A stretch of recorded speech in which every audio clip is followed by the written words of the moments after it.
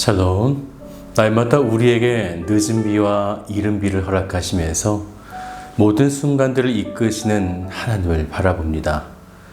오늘 하루도 인내하시고 하나님의 그 때를 기다리시는 복된 성도들 되시기를 주님의 이름으로 축복합니다. 오늘 말씀은 마태복음 8장 말씀 되겠습니다. 예수께서 산에서 내려오시니 수많은 무리가 따르니라. 한 나병 환자가 나와 절하며 이르되, 주여, 원하시면 저를 깨끗하게 하실 수 있나이다. 예수께서 손을 내밀어 그에게 대시며 내가 원하노니 깨끗함을 받으라. 즉시 그의 나병이 깨끗하여진지라. 삼가 아무에게도 이르지 말고 다만 가서 제사장에게 내 몸을 보이고 모세가 명한 예물을 드려 그들에게 입증하라. 예수께서 가버나움에 들어가시니 한 백부장이 나와 간구하여, 주여, 내 하인이 중풍병으로 집에 누워 몹시 괴로워하나이다. 내가 가서 고쳐주리라. 주여, 내 집에 들어오심을 나는 감당하지 못하겠사오니 다만 말씀으로만 하옵소서. 그러면 내 하인이 낫겠사옵나이다. 나도 남의 수하에 있는 사람이요 내 아래에도 군사가 있으니 이더러 가라 하면 가고 저더러 오라 하면 오고 내 종더러 이것을 하라면 하나이다. 예수께서 들으시고 놀랍게 여겨 따르는 자들에게 이르시되, 내가 진실로 너희에게 이르노니 이스라엘 중 아무에게서도 이만한 믿음을 보지 못하였노라. 또 너희에게 이르노니 동서로부터 많은 사람이 이르러 아브라함과 이삭과 야곱과 함께 천국에 앉으려니와 그 나라의 본 자손들은 바깥 어두운 데에 쫓겨나 거기서 울며 이를 갈게 되리라. 예수께서 백부장에게 이르시되, 가라, 내 믿은 대로 될지어다 하시니 그 즉시 하인이 나으니라. 예수께서 베드로의 집에 들어가사 그의 장모가 열병으로 앓아 누운 것을 보시고 그의 손을 만지시니 열병이 떠나가고 여인이 일어나서 예수께 수정들더라. 저물매 사람들이 귀신 들린 자를 많이 데리고 예수께 오거늘 예수께서 말씀으로 귀신들을 쫓아내시고 병든 자들을 다 고치시니 이는 선지자 이사야를 통하여 하신 말씀에 우리의 연약한 것을 친히 담당하시고 병을 짊어지셨도다 함을 이루려 하심이더라. 예수께서 무리가 자기를 애워싸는 것을 보시고 건너편으로 가기를 명하시니라. 한 서기관이 나와 예수께 아뢰되, 선생님이여, 어디로 가시든지 저는 따르리이다. 여우도 굴이 있고 공중의 새도 거처가 있으되 인자는 머리둘 곳이 없다. 제자 중에 또 한 사람이 이르되, 주여, 내가 먼저 가서 내 아버지를 장사하게 허락하옵소서. 죽은 자들이 그들의 죽은 자들을 장사하게 하고 너는 나를 따르라. 배에 오르심에 제자들이 따랐더니 바다에 큰 놀이 일어나 배가 물결에 덮이게 되었을 때 예수께서는 주무시는지라. 그 제자들이 나와 깨우며, 주여, 구원하소서. 우리가 죽겠나이다. 어찌하여 무서워하느냐, 믿음이 작은 자들아. 하시고 곧 일어나사 바람과 바다를 꾸짖으시니 아주 잔잔하게 되거늘 그 사람들이 놀랍게 여겨 이가 어떠한 사람이기에 바람과 바다도 순종하는가? 또 예수께서 건너편 가다라 지방에 가심에 귀신 들린 자 둘이 무덤 사이에서 나와 예수를 만나니 그들은 몹시 사나워 아무도 그 길로 지나갈 수 없을 지경이더라. 이에 그들이 소리질러, 하나님의 아들이여, 우리가 당신과 무슨 상관이 있나이까? 때가 이르기 전에 우리를 괴롭게 하려고 여기 오셨나이까? 마침 멀리서 많은 돼지떼가 먹고 있는지라. 귀신들이 예수께 간구하여 이르되, 만일 우리를 쫓아내시려면 돼지떼에 들여보내주소서. 가라. 하시니 귀신들이 나와서 돼지에게로 들어가는지라. 온 떼가 비탈로 내리더라 바다에 들어가서 물에서 몰사하더니 치던 자들이 달아나 시내에 들어가 이 모든 일과 귀신 들린 자의 일을 고하니 온 시내가 예수를 만나려고 나가서 보고 그 지방에서 떠나시기를 간구하더라. 마태복음 5장부터 7장까지는 천국 시민인 하나님의 백성들이 어떤 자세와 마음으로 이 땅에서 살아가야 하는가? 예수님은 율법의 완성자로 오셔서 새로운 율법을 산 위에서 산상수훈의 말씀으로 사람들에게 선포하시게 되는데요. 이제 8장부터는 그 하나님 나라에서 경험하게 될 기적과 이적, 병고침 등의 사건들을 예수님께서 사람들에게 보여주시게 됩니다. 즉 이러한 예수님의 치유 사역의 목적은 그저 그 하나의 병을 치료하는 것에 있는 것이 아니라 하나님 나라의 복음을 사람들에게 보여주시면서 이 땅의 소망이 아니라 천국의 소망을 가지게 하시려 하신 것입니다. 이제 예수님은 1절부터 17절까지 각종 치유, 이적들을 행하시게 되는데요.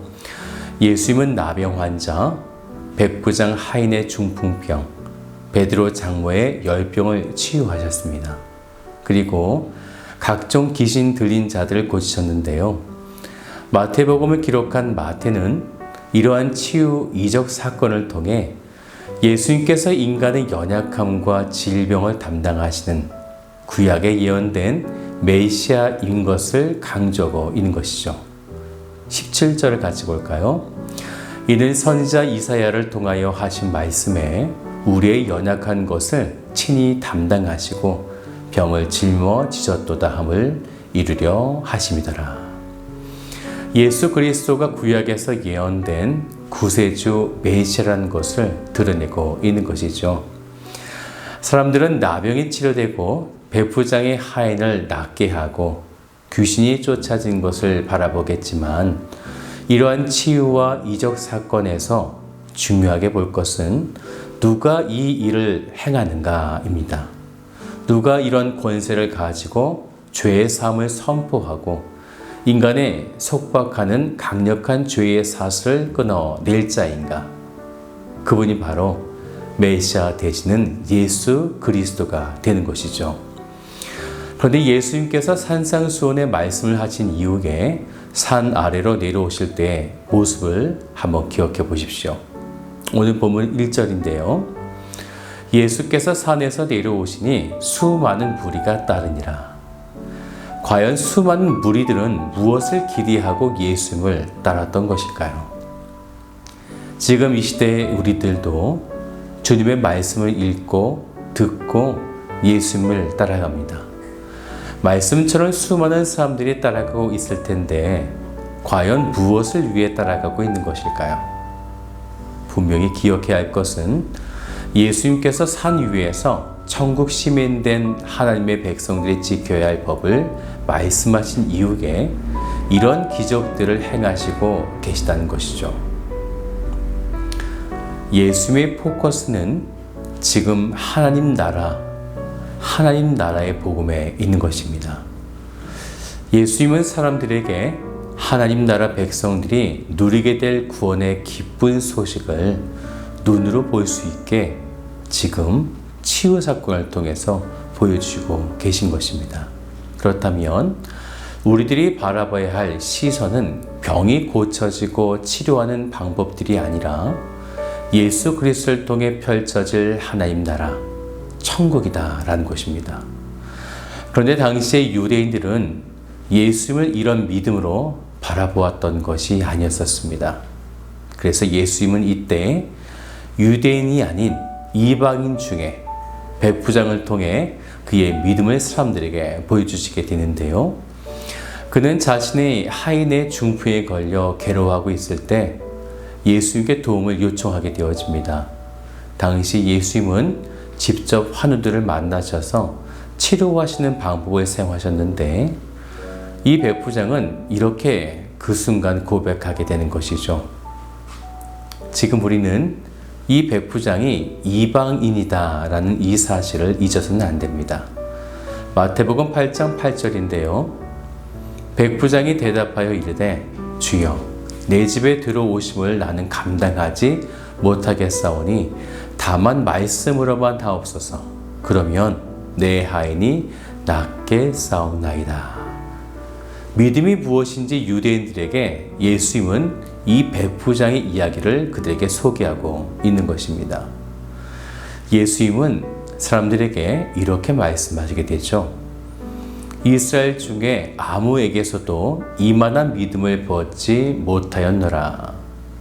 예수님은 조금 전까지 산 위에서 천국 시민이 지켜야 할 새로운 율법을 말씀하셨는데 정작 실상은 이런 은혜를 받을 만한 자들이 아무도 없었던 것입니다. 모두가 다 눈에 보이는 문제들, 질병들, 삶이 팍팍하고 힘들기 때문에 현세적인 것에만 집중하고 있었던 것입니다. 그들은 하나님 나라에 대해서 관심이 없었던 거죠. 그렇다면 지금 우리들은 무엇에 관심을 가지고 나의 시선이 고정되어 있는 것일까요? 하나님 나라가 맞으십니까? 아니면 현세적인 것들인가요? 이제 예수님을 진정 따라가야 할 제자들이 그들의 자격을 말씀하시게 되는데, 많은 무리들이 따라오고 있지만 진정 따라오려면, 진정한 제자가 되려면 이렇게 해야 된다라는 거죠. 먼저 한 서기관이 예수님을 따르겠다 하자 마태복음 8장 20절에 이렇게 말씀하시게 됩니다. 예수께서 이르시되 여우도 굴이 있고 공중의 새도 거처가 있을 때 인자는 머리 둘 것이 없다 하시더라. 세상적 혜택을 위해서 예수님을 따라서는 안 된다라는 거죠. 그러자 또 한 사람이 아버지의 장사를 지내고 와서 예수를 따르겠다고 말하게 됩니다. 그러자 예수님은 그 다음 22절에 이렇게 말하죠. 예수께서 이르시되 죽은 자들이 그들의 죽은 자들을 장사하게 하고 너는 나를 따르라 하시니라. 이 본문을 원어적으로 해석하면 조금 뉘앙스가 다릅니다. 아버지가 죽었는데 장사하지 말라라는 의미가 아니고요. 이 제자의 부모는 아직 죽지 않은 상태에서 병이 걸려 있는 상태입니다. 이 제자는 부모가 죽은 후에야 예수님을 따르겠다 이렇게 말한 것입니다. 그러면 그때가 언제일까요? 사실 우리는 이런 패턴의 유형들의 고백들을 많이 하지 않습니까? 뭐만 하면 내가 이제 하겠습니다. 이렇게요. 예수님은 그런 단서를 붙이며 따라간 것이 아니라 지금 당장 따라오라 라는 것입니다. 우선순위를 정확하게 하라 라는 것이죠. 이방인인 백부장의 믿음과 너무나 대조되는 연약한 제자들에게 예수님은 그들의 믿음을 보시기 위해 작은 상황들을 그들에게 만드시게 됩니다. 24절을 같이 볼까요? 바다에 큰 돌이 일어나 물결이 배에 덮이게 되었을 때 예수께서는 주무시는지라. 왜 예수님께서 제자들에게 환난이라는 시험을 주시는지 그 이유가 보이십니까? 다치게 하기 위해서가 아니죠. 그것은 믿음의 태도를 보시고자 하신 것입니다. 제자들은 이때 어떻게 했을까요? 그 다음 25절을 같이 볼까요? 그 제자들이 나와 깨우며 가로되 주여 구원하소서 우리가 죽겠나이다. 예수님이 분명 곁에 있음에도 불구하고 기적을 행하시지 않고 주무시는 것, 즉 잠잠하실 때에 그들은 두려워하며 공포감에 휩싸였다는 것입니다. 믿음으로 예수님을 쫓아가는 것이 아니라 그냥 무리가 되어 예수님을 쫓아가는 자. 이런 유의 사람들은 분명 예수를 믿는다고 말하고 예수를 쫓아가고 있지만 늘 상황을 바라보면서 두려워하고 공포감에서 헤어나오지 못하는 것입니다. 그래서 예수님께서 그들을 꾸짖는 거죠. 어찌하여 무서워하느냐? 믿음이 적은 자들아. 그러시고는 귀신 들린 자 2명을 만나시며 악한 사탄을 내어 쫓으시는 영적인 권세의 위험을 그들에게 보여주시게 됩니다. 사랑하는 여러분, 예수님을 쫓아가고 계십니까? 제자로서 따라가고 계십니까? 그런데도 두렵고 무서워하고 계시다면 우리의 참 구원자이신 예수 그리스도를 온전히 믿으시기를 바랍니다. 그분은 이미 모든 악한 권세, 사망으로부터 승리하신 분이십니다. 오늘 그 믿음으로 천국을 소유한 백성의 삶을 아름답고 복되게 살아가시기를 주님의 이름으로 축복합니다.